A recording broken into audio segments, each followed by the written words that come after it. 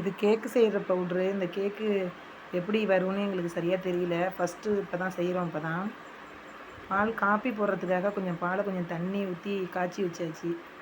இந்த கேக்குக்கு வந்து தண்ணி ஊற்றாம தான் பால் வச்சுருக்கணும். அந்த பாக்கெட்டில் வந்து இது எல்லோ கலர் பவுட்ரு ஒன்று இருக்கும், ஒரு ப்ரௌன் கலரில் ஒரு தேன் மாதிரி ஒன்று இருக்கும். எங்களுக்கு சரியாக தெரியல. எங்களுக்கு தெரியலனாலும் அதேமாரி நம்ம செஞ்சு பார்ப்போம் அப்படின்னு செஞ்சு பார்த்தோம்.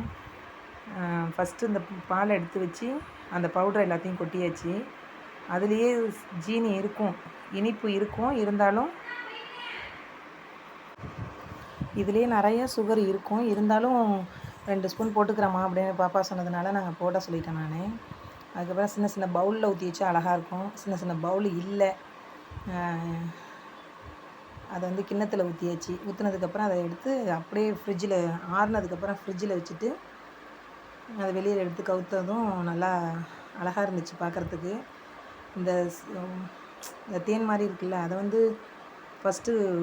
ஃபஸ்ட்டே கிண்ணத்தில் ஊற்றியிருந்தாலும் நல்லா தான் இருக்கும். இப்படி பாப்பா இப்படி ஊற்றிக்கிறேன்னு சொன்னதுனால இப்படியே இருக்கட்டும் அப்படின்னு விட்டாச்சு.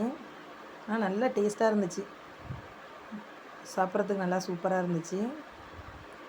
அப்படியே ஸ்பூனால் எடுத்து சாப்பிட்ற மாதிரி நல்லா இருந்துச்சு. இருந்த சுகர் சிரப்பை எல்லாத்தையுமே அதுலேயே எல்லாத்தையும் எடுத்து ஊற்றியாச்சு. சுகர் சிரப்பாக என்னென்னு தெரியல. அது இந்த கேக்கை இப்போ தான் ஃபஸ்ட்டு செஞ்சோம். ஆனால் ஃபஸ்ட்டு செஞ்சதுமே நல்லா இருந்துச்சு.